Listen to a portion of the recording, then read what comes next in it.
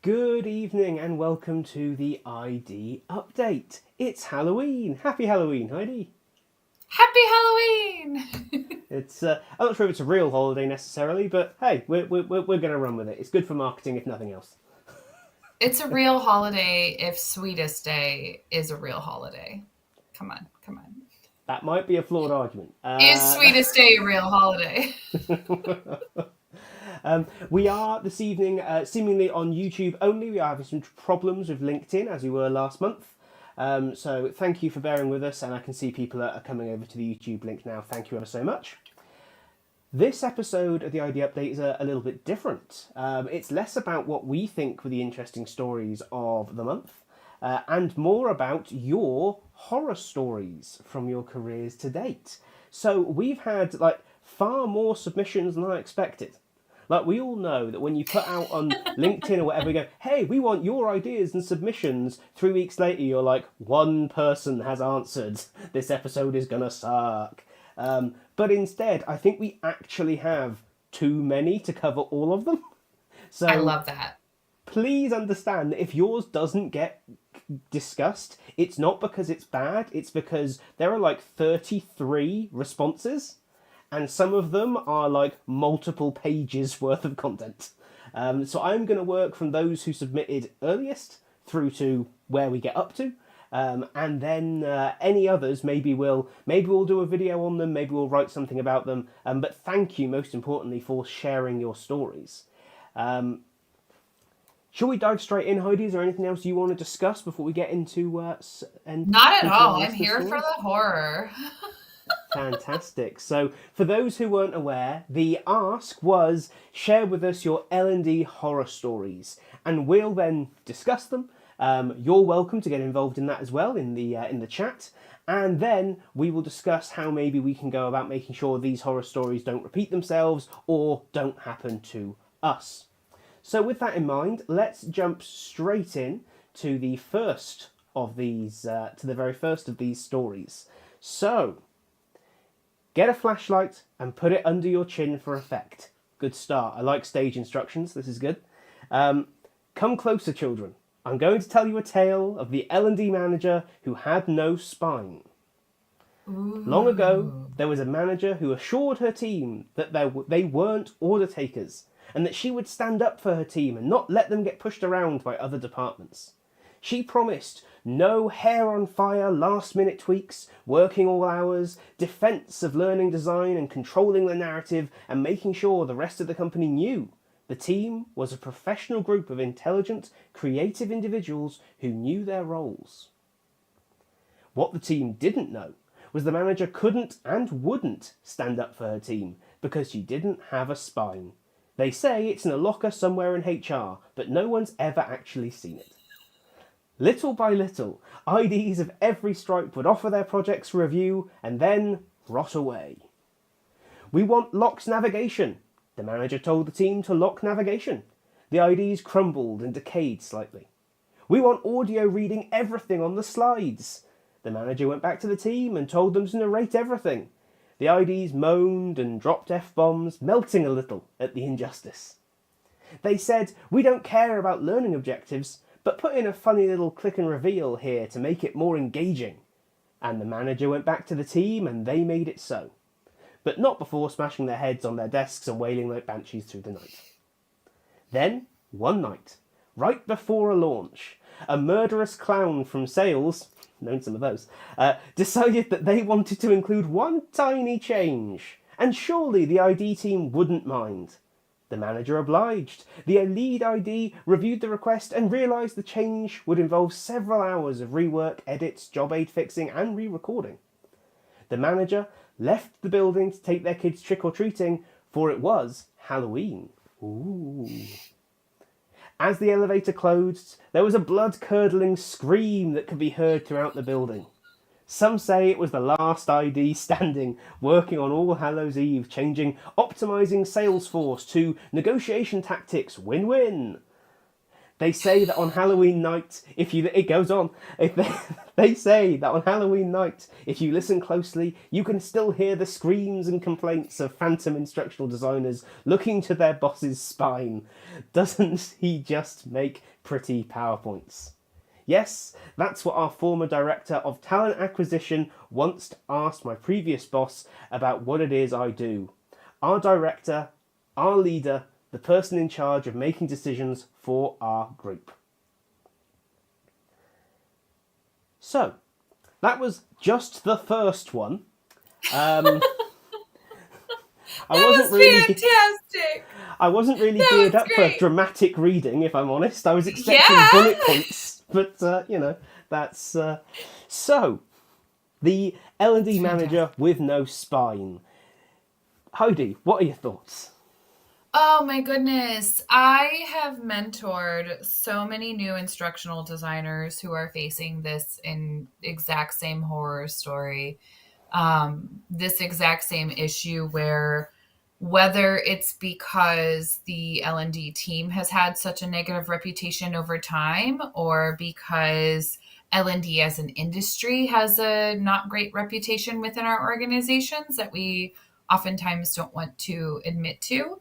But there's whatever the reason. Sometimes it's that the manager is not, doesn't have a learning background. So they are unable to know what's good, bad, what to say yes or no to.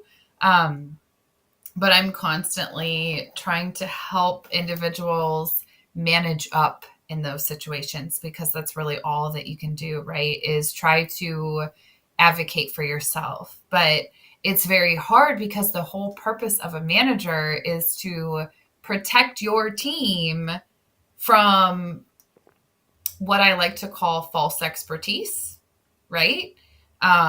Where everybody has an opinion about what you do because everybody's had an educational experience. So everybody thinks that they know something about learning because they've learned, right? It's kind of one of those things where, we're close enough to the general public where they have a false confidence that they can do what we do, right? Like, I hear so many people say, well, I've taught a class, or, I've facilitated a class, so I'm able to lead an instructional design team.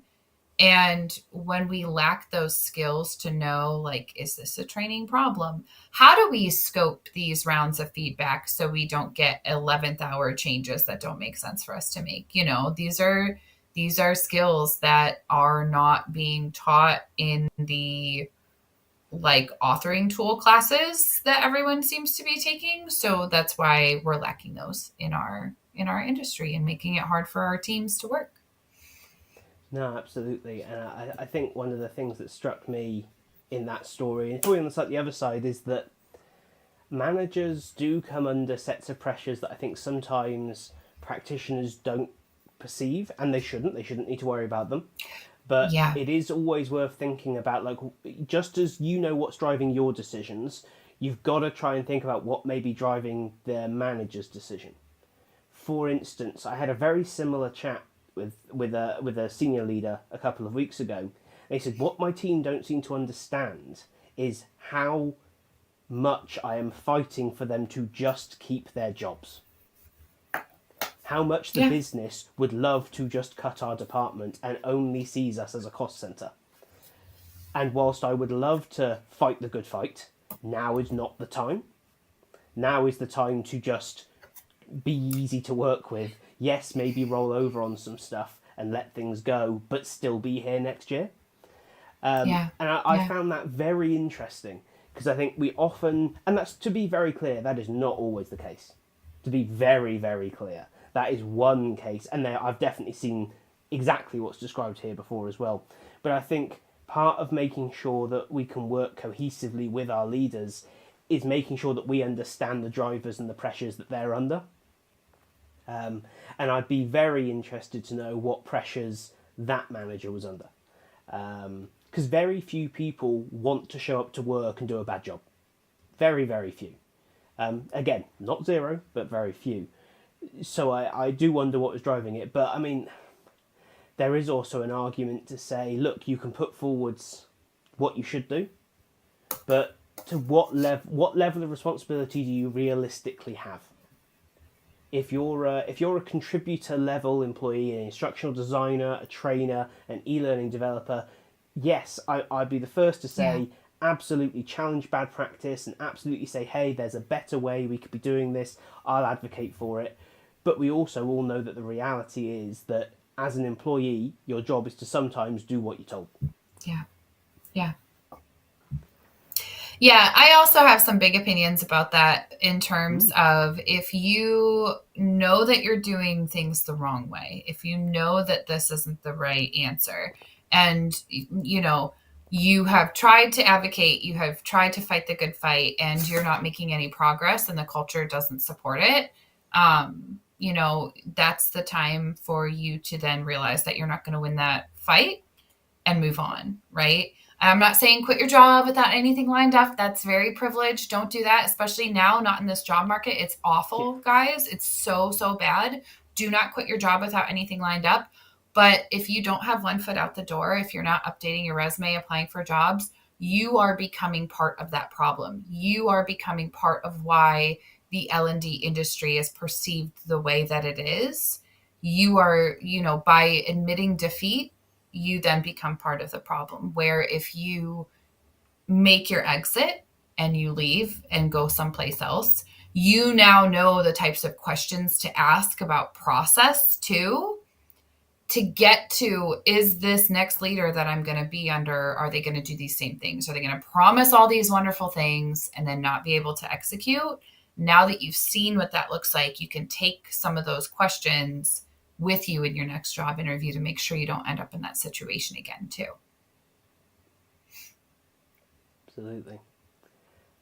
Brilliant. Well, I'd love to hear some of your responses to that story as well. Do drop them in the chat if you've experienced something similar, if you've got a different perspective to me or Heidi. But with that, let's move on to the next one. Another leader-related one, but quite a different story. So this person came in and decimated our team over the course of 2 years, promoted her friends and acquaintances over qualified people we could have used, caused 3 personal changes, 2 repositions and 1 firing, caused such a drop in group morale that those of us who outlasted her were actively looking for other opportunities, even with a severe cut in pay. She had no idea what it is our team did. She had no formal background or education or experience in employee development and caused an increase in overall employee voluntary attrition, an increase from 13% to 25% in the first year. This is an interesting story. I think there's a lot to discuss here. So, what are your long-term plans within the organisation? I asked during a one-off meeting with this leader. Or I was asked, sorry, I think.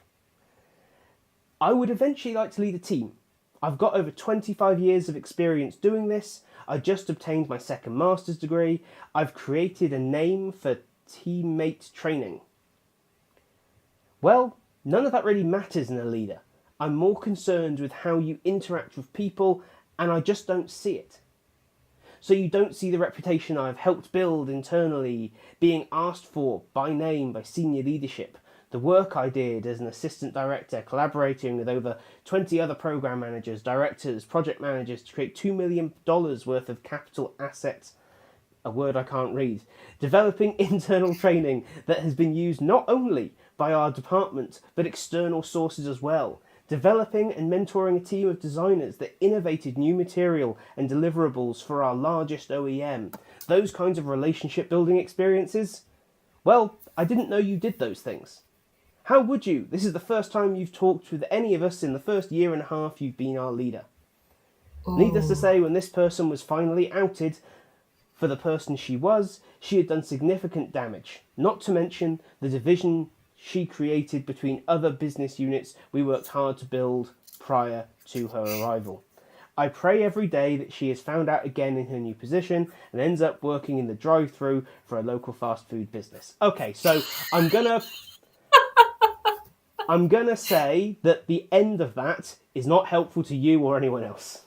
You need to let that kind of thing go, because that's, first of all, the moment you move from I'm glad there has been a personnel change, now how do we recover, to actively wishing someone else bad, you lose me, I'm sorry. The world's got enough unfettered hatred floating about in it.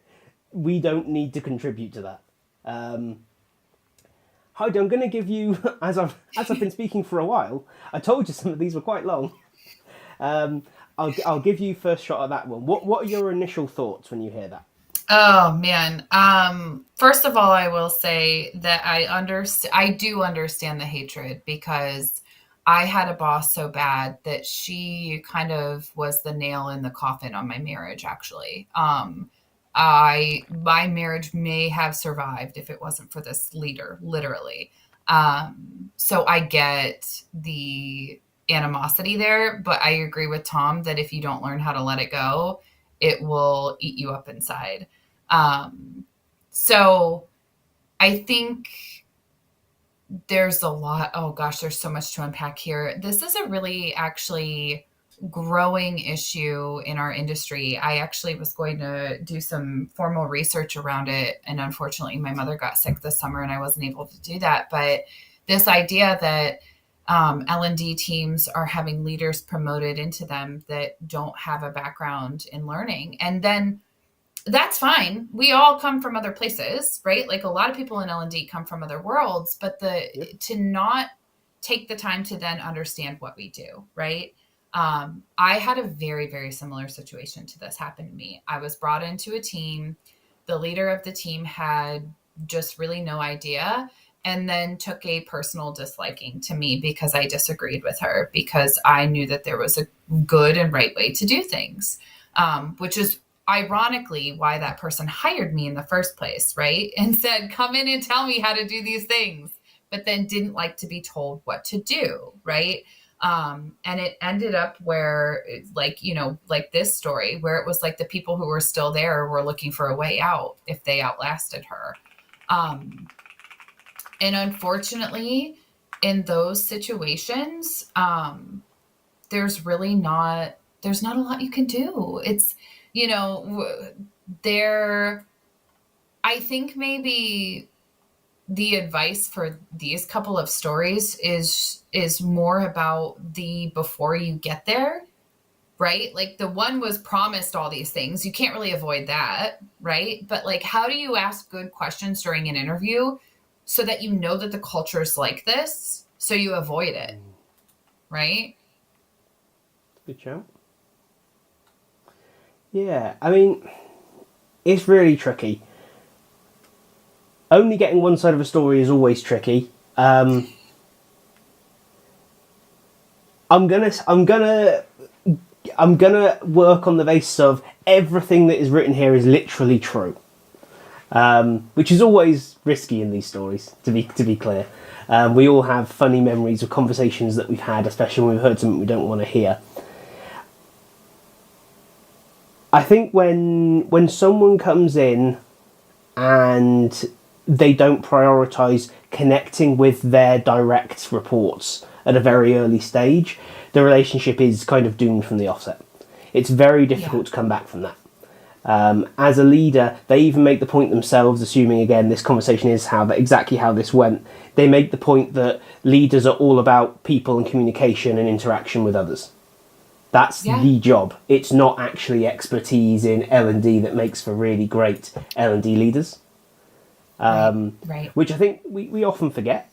I certainly did early in my career. I felt that I should be running teams forgetting or not knowing the fact that, being a great instructional designer or considering yourself to be a great instructional designer in no way qualifies you to be a great leader. They are entirely different jobs. In fact, if you run an L&D team, chances are you do not design training. You probably don't deliver training. Your closest contact with training is probably some form of administration or logistical planning. So moving into leadership is actually giving up a lot of what we all love in our job. Yes. And I think that there is something to that. There is something to consider there. However, if they're not then exhibiting that themselves, there's a pretty fundamental problem. Right. I do also think that there's an interesting point about this person had clearly done a lot of big, high-profile projects that their leader was completely unaware of. And part of that is why weren't they looking at it? But there is another part of how did you allow all your work to go unnoticed by your line manager? Yes. There is clearly a two-way breakdown in communication here. And I get that it doesn't feel like that when it's going up, because you feel like the burden should be on them, and it is, but it's more like a 60-40 split of the burden as opposed to a 99% 1% split. Right. I think those would be, and I guess those to me, this doesn't happen again by making sure that we are being proactive in our communication. If you're working for someone and they're not taking a sort of immediate, direct, ongoing interest, take it to them. If you know you want to become a leader, you need to not only exhibit the right traits, but be seen to be exhibiting the right traits. So push the matter. You've got to, we talk about like advocating for good practice. You've also got to advocate for your own progression plan. If that's what you want, you've got to make it happen. Yeah, I think the other thing too that kind of goes along with that is if this leader sowed as much division and did as much damage as the storyteller said, then there are some ways that you need to protect yourself as a person who reported to that person. And the only way you could possibly learn this is if you've gone through it. So here's your pro tip from somebody who lived through this. It's a very delicate thing to let other people in your organization know that you are not aligned with a leader, especially when they're still there. It's much easier after they're gone to say, I do things a little bit differently, and like diplomatically explain that things are going to change because you didn't really agree with that person. But while they're still there is still a way to just very subtly, through things that you say, whether you're talking to like a SME or stakeholder, and you're saying things like, well, my boss wants us to do that. Like you gently correct them if they're like, well, but you guys want us to do this, 30-minute e-learning. So we're going to go ahead and like you gently go, oh, actually, it's my boss that wants us to do that. And you just make these very like seemingly innocuous, like gentle delineations, like, oh no, my boss thinks that, and I think this. And you kind of like, you have to very delicately create those boundaries. But what it does is it lets people know that once that problem leader's gone, people may, like, you may be open to things, right? And that's something I actually, the person who I was talking about before, who I had such trouble with that it significantly affected my mental health for quite some time after. After that person left, I literally went around to people who I was not allowed to meet with before. And I put meetings on their calendar, and I started the meeting by saying, hi, I've really wanted to meet with you for a long time, but this person wouldn't allow me to. Now that they're gone, I really think it's important for us to collaborate and work together moving forward. And let me tell you, the trust that built within the organization was massive and was so important. That cleanup after that person's gone is a really important step to let everyone know that you're going to do different moving forward. Great stuff. So let's dive into the next one. In a mercy to me, it's a little bit shorter. Me, a new L&D specialist. So, how do we measure the impact of our learning programs? My boss, director of learning. Oh, we don't do that. The board doesn't ask for it, so we just measure participation. Me, silent.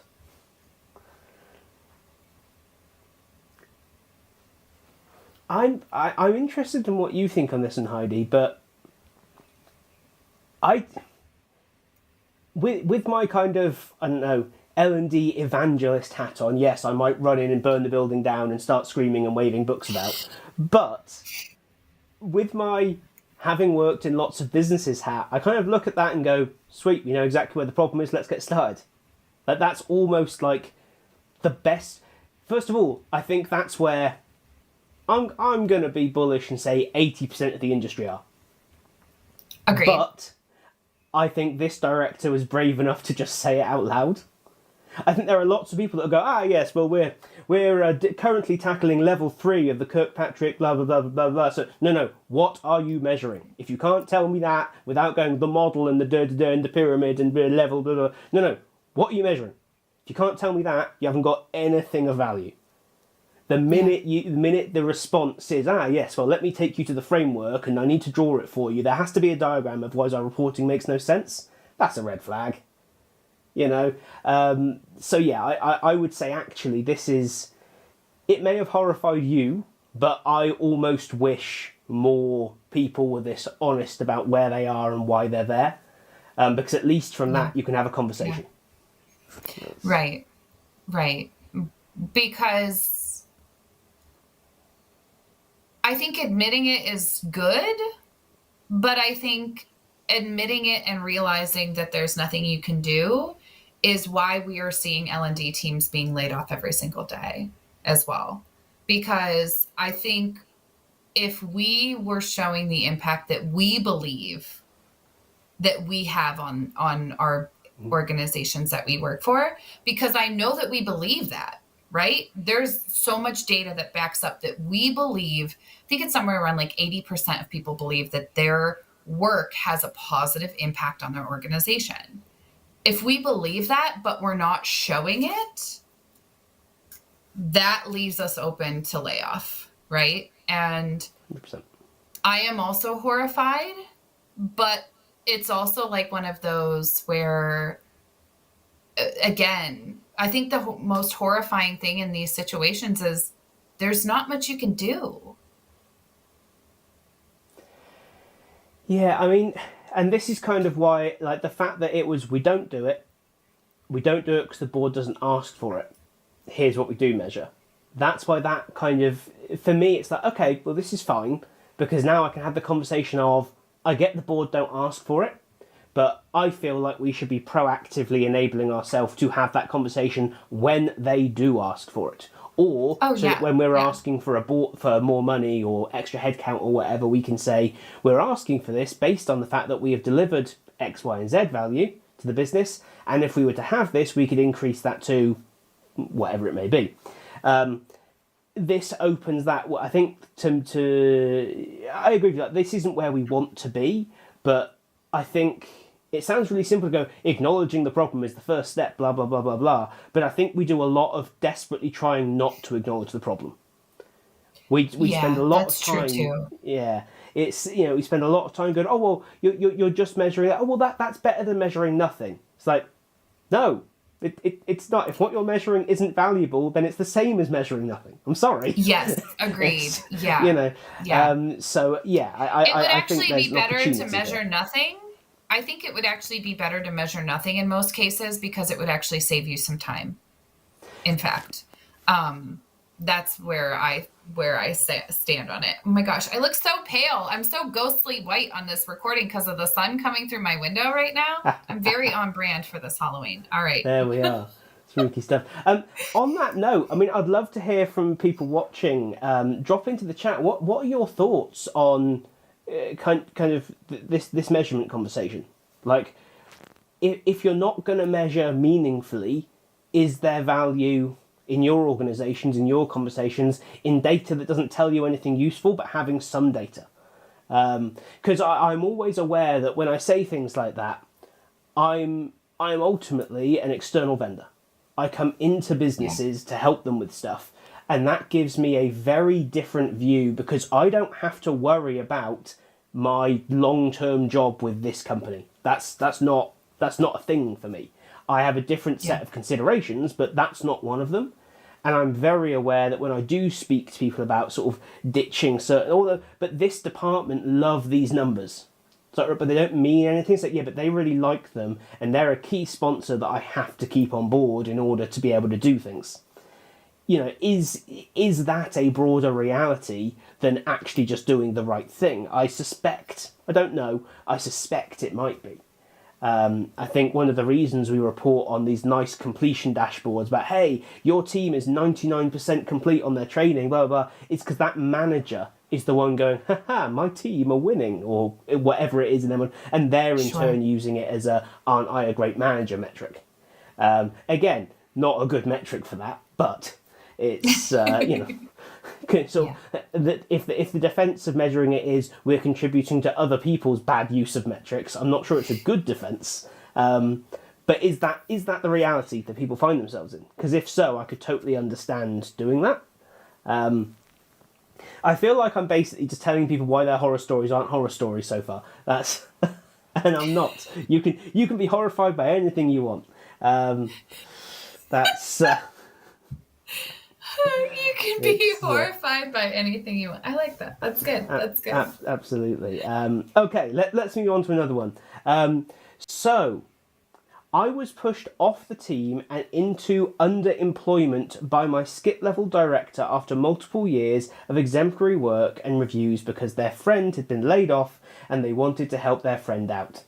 The director originally asked our leader to fire another team member, but when they wouldn't, the director used their skip level meeting to give me an end date to move to the location of work, even though I religiously paid out of pocket to come to all on-sites and other team members lived outside the country where the remote role was located. I had asked for more time to make the move, 3 months more, due to compelling personal reasons, and was told, well, I want my team to all live in the area starting now. It was the most brutal corporate experience I've had to date. does sound pretty rough. And I think I was being naive that L&D professionals somehow operate with a different moral compass. Yeah, that's not the case. Lesson learned. Yeah. Okay. Thoughts? So why isn't this one a horror story, Tom? No, I'm just kidding. Well, clearly, you... No, I got nothing. Clearly, you need to ask your friend to feel sorry for you and find you a job on their team. No, this is it. I mean, it's almost not even an L&D horror story. It's just a nepotism story. That would be. It's unfortunate. Yeah. I also have a nepotism story. I mean, I was part of a layoff that we weren't even considered. Our team wasn't even being considered for layoffs until somebody who had been with the company since its very inception showed they got scared because we had already had 2 rounds of layoffs, and their background wasn't aligned with the job role that they had. And they saw an opportunity on the training team because anybody can make training, can't they? And so they saw an opportunity on our team and joined our team after the second round of layoffs. They were able to be folded into our team from inside. Then they slowly just dismembered and dismantled our team. They told the CEO and founder, who they were very, very close with, that they could do all of our jobs. There were 8 of us on the team. And first they told us that we weren't using our time wisely within those 8 people. And then this person literally drafted how our team should be spending our time.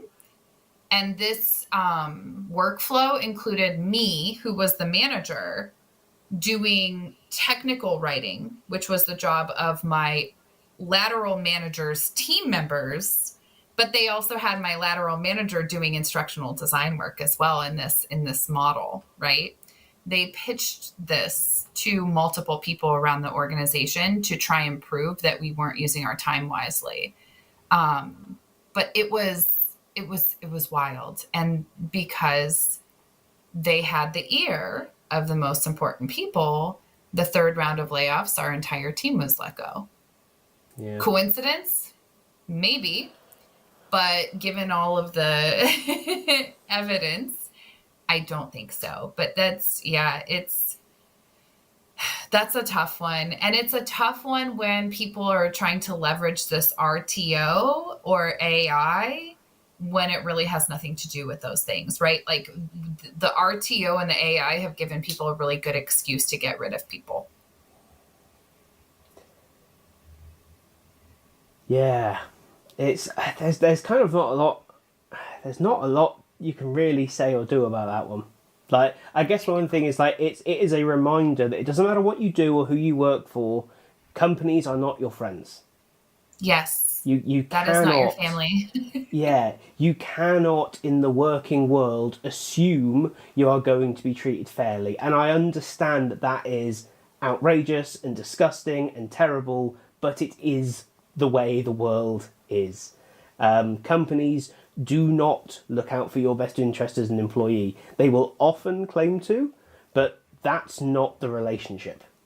The relationship is fully transactional. You do work for them, they pay you, and usually give you as little as they can legally get away with.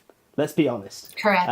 Correct. Yes. It's to be honest, some companies give more, but they do that on the basis that you will perform more because of it.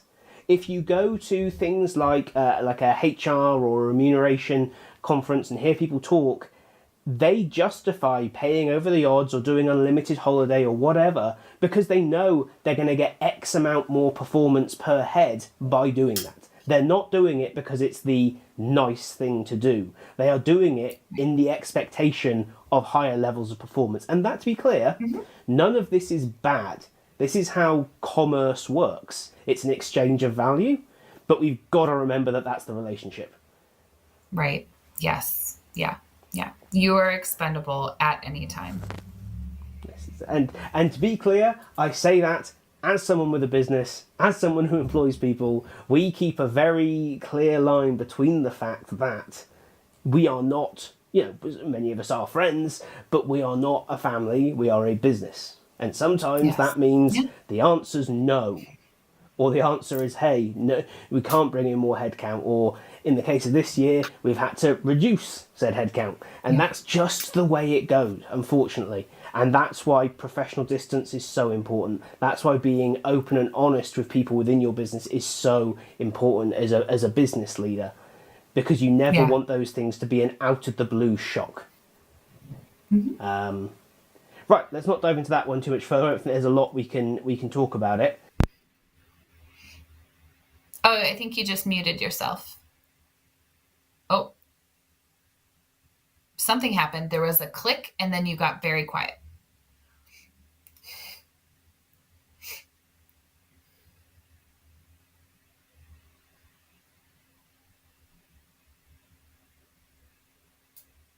In the meantime, I'll tell my favorite L&D horror story about the time that now you guys will never know. Tell your That's story the horror anyway. Story. Nope, I'm not going to do it. That's what you get. That's the scary part. Well, I'll tell you what. I will do this one that we had planned, and then I was hoping that we could do our stories at the end, actually. Okay, fine. Because I went on and assumed that we would probably have one each. But I think this one is a really interesting, specific one that is worth expanding out a little bit. So, immediate kind of notes. There are mentions of suicide and mental health diagnoses within this message. So, it was Suicide Awareness Month, and I was deep in the dark underbelly of instructional design, corporate compliance training. My manager stopped by one morning with what she called a special assignment. Oh, that sounds bad. Her tone had the kind of forced cheer usually reserved for bad news wrapped in a HR bow.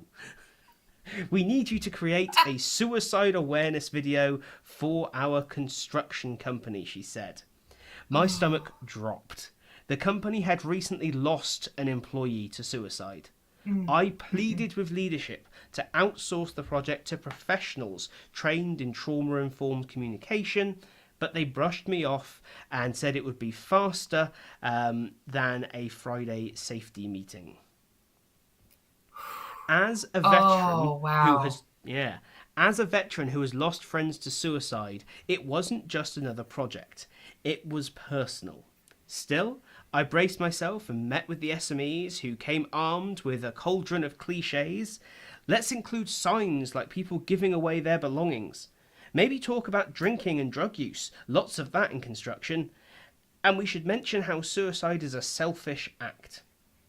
The last suggestion was the final nail in the coffin. I refused. The temperature in the room seemed to drop 10 degrees. Suddenly, I was the problem. Within days, I found myself placed on a performance improvement plan, also known as the corporate version of a haunting.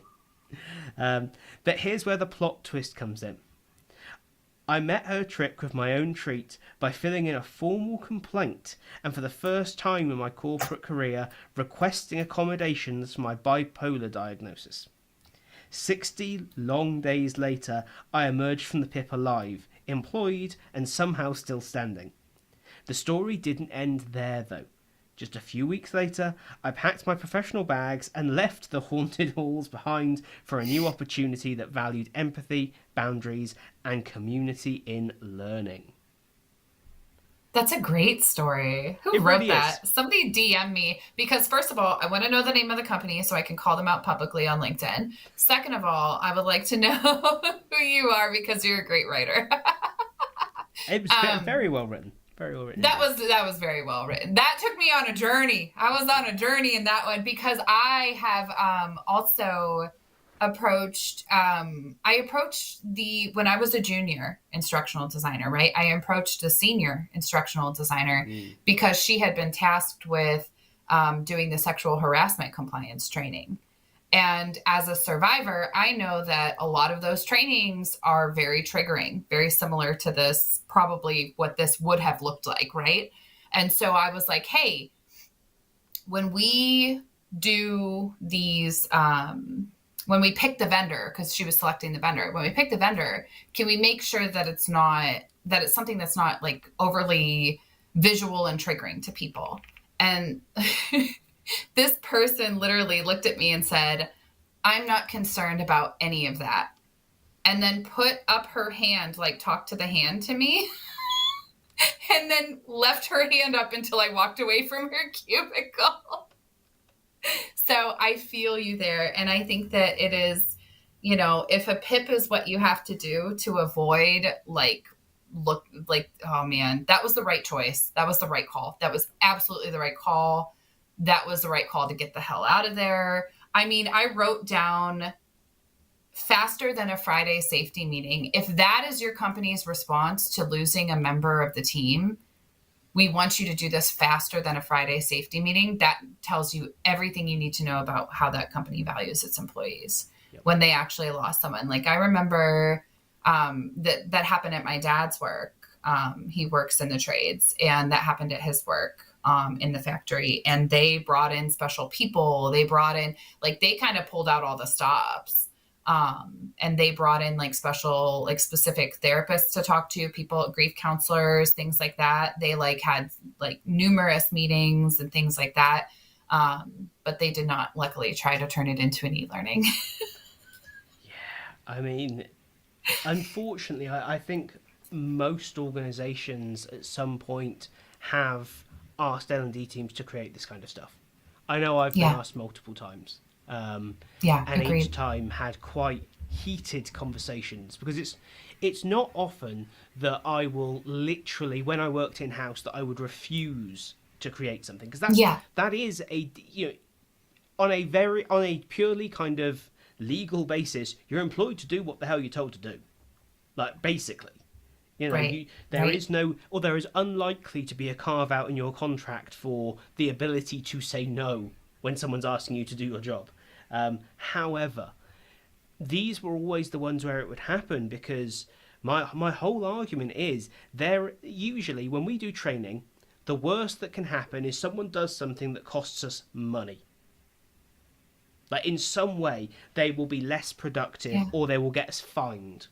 When we're playing in a space where someone not only could get hurt but could lose their life, I don't think we should be Googling the information and taking the best we have in-house approach.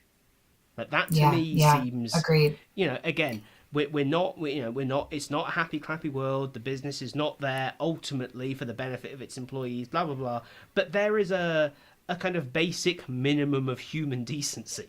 I would suggest this falls into that category of saying, if we're genuinely concerned that people are in a spot where they might kill themselves, where they might die, we probably should do a little more than a quick Google and open storyline. We spend obscene sums of money buying in training bullshit like the accountability ladder or some kind of cultural overhaul from some frickin' HR consultant. But this we're going to half-ass. This we're going to save some money on. Yeah. Really? Yeah. You'll pay tens of thousands of dollars to a personality test person to come in and give your people personality tests. Yep. But when your people are actually at risk, you're not willing to spend the money. I mean, that says loads about the culture. Yeah. I think this is one of those topics where the internal L&D team's sole job here is logistical planning. It is getting people to the actual professionals. And actually, even then, I think this is the classic kind of, do we really think training is the solution? If you actually believe this problem exists in your business, training ain't gonna fix it. This is a bit like my old argument about if you have a problem with racism in your business, training ain't the answer. No. It's a different kind of intervention you're looking for here. There are a whole list of these things, right? That training seems like a positive step. We're investing in training people to be aware of, this, that, and the next thing. It's that is not fixing the problem. That is portraying the idea that you care. rather than actually fixing the problem. Yeah. Fixing the problem would be, holy shit, someone has died. How do we make sure this never happens again? Oh, well, it turns out they Right. worked 70 hours a week for the last year. I wonder if that was a contributing factor. Oh, Right. by the way, Right. we're not paying people enough money to live comfortably. Gee, I wonder if that was a contributing factor. No, Sure. we'll do some training, because that will fix the problem. Just training. Yeah. Just train it instead. Yeah, it's one of those areas where I think I've yet to see a good argument for literal training in this area. I would say like to. Go on. Oh, go ahead. Go. All I was going to say is I'd rather see that money invested in support services, proactive support services, not just if the worst should happen, here's what we can do. You need that. You need that for people right now, by the sounds of it. You need a kind of critical response team in. But I would suggest you need an independent support line. You need to be offering, as part of your standard package, some level of support, some kind of access to, if you're in crisis, or if you're worried about your mental health in any way, here are the services that are available to you. Right. And they should be easy to find, and they should not have any connection to the company other than the fact that the company is paying for them. That should be the sole connection. And that's my view, and I get that not everyone will agree with it, but that's kind of, I don't think we should be touching this stuff. We're not qualified. We're not good enough at what we do, let alone this. I would like to point out that this is like another leadership miss as well, because this person should have been able to say, yo, boss, come on, like, seriously? And the boss should have been like, oh my goodness, yes, we need to advocate for having actual professionals brought in. We need to advocate for it. So, I see a very common thread of like a lack of leadership throughout this. Absolutely. Interesting, that, isn't it? It's though I was at the CLO 100 Learning Leaders Forum last week. Amazing couple of days in a room of like senior L&D leaders. And when they spoke about challenges, they never spoke about their teams. They always spoke about the leaders up from them. They always spoke about the CEO, the CFO, the HRD, those kinds of things. And it was fascinating to see all the same kind of complaints that so often exist among practitioners about L&D leaders, among L&D leaders about the people that are leading them. And I came away with this I came away with lots of ideas and lots of thoughts, and it was a fantastic couple of days. But more than anything, I came away with this sense of, fundamentally, communication inside organizations is broken. It doesn't work anymore. Very broken. It's almost mirrored the same way that society has kind of fractured and desperately pulled itself apart. It's like business cultures have done the same thing. Correct. I wonder if it's because we've spent so long worrying about this performative crap that we label as company culture, rather than what it's actually like to live and work within this organization, what it's like to deal with the people around you.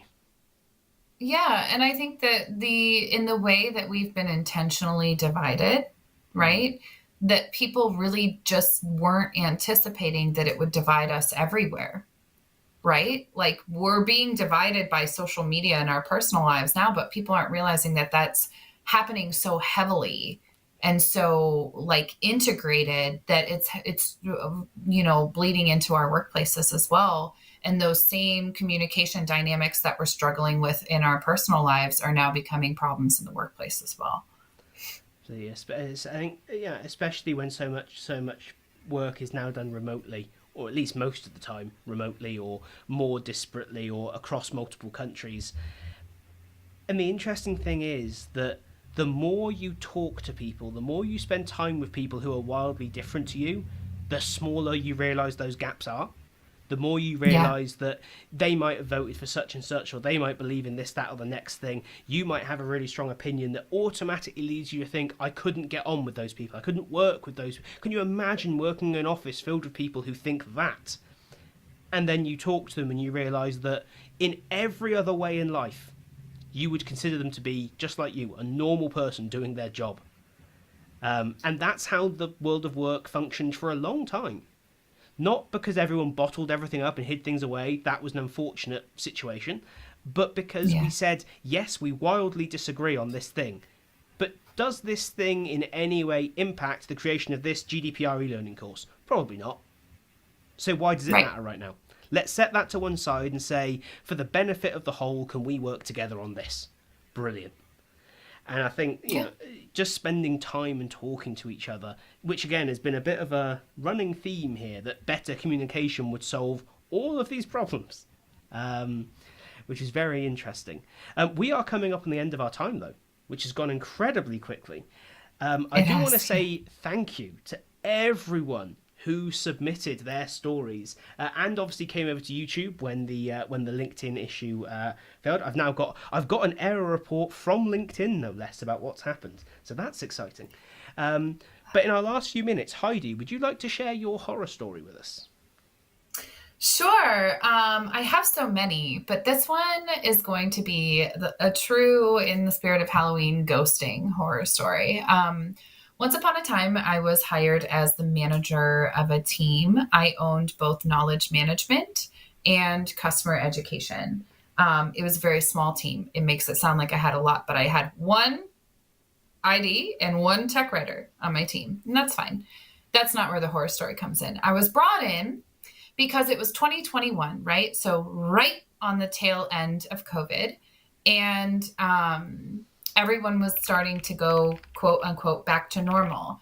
But this particular company had been training their software in person for forever, obviously. And this woman would go to all these different places where the clients would be, rent a hotel computer classroom, and teach the computer-based software training for the customer in person because she liked to travel.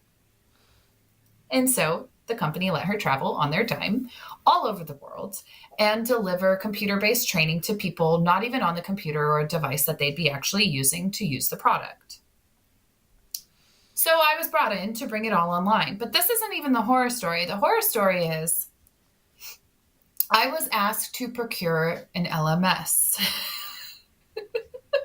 And this is where things get interesting. Is it the LMS? Is it because you had to use an LMS and that was the horror story? Nope. It's not even that. It's not even what you would think, right? There's so many ways this could go right now. But the LMS had to be cheap, but it also had to have the prime security availability options because this was a healthcare related industry and HIPAA applied. So we couldn't use Moodle or anything free like that, right? So I went through a long, slow, painful, arduous procurement process with 3 different LMS vendors. And then towards the end of that procurement process, my boss started ghosting me. He started canceling our one-on-ones. It became so bad that I was waiting for an answer for 3 months. After 3 months, I quit the company because there was no work for me because this was literally my whole job. I had nothing backing me up, and my boss was like surprised that I was leaving. Even though I said, "Sir, I haven't been able to do anything for 3 months." And then 2 or 3 months after that, the entire company, like the bottom dropped out. They fired the CEO. They replaced the entire C-suite. They even changed the entire name of the whole company and then hired a former MMA fighter as like the chief strategy officer. And I was very glad that I was not there for that. The end. I'm sorry I gave you such short time, but that's such an involved story. That's a heck of a tale. That's the MMA fighter at the end just felt like, yeah, why not? Sure. That's once you've gone down that road, I think everything's okay.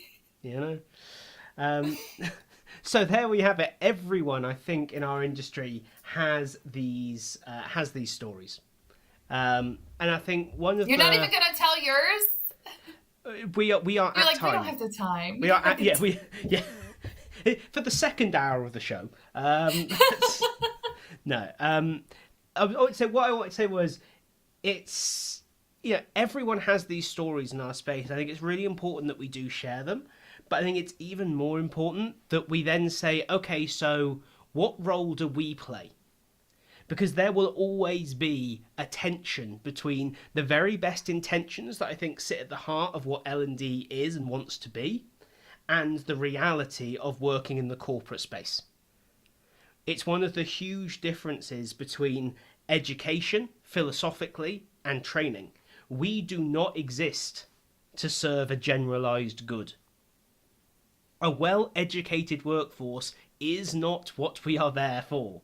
And I know that some of us wish we were, but actually that wouldn't work. Our job is performance. Our job is safety. Our job is application of knowledge, not the pursuit of knowledge itself and a philosophical truth behind what we do. We don't have that luxury.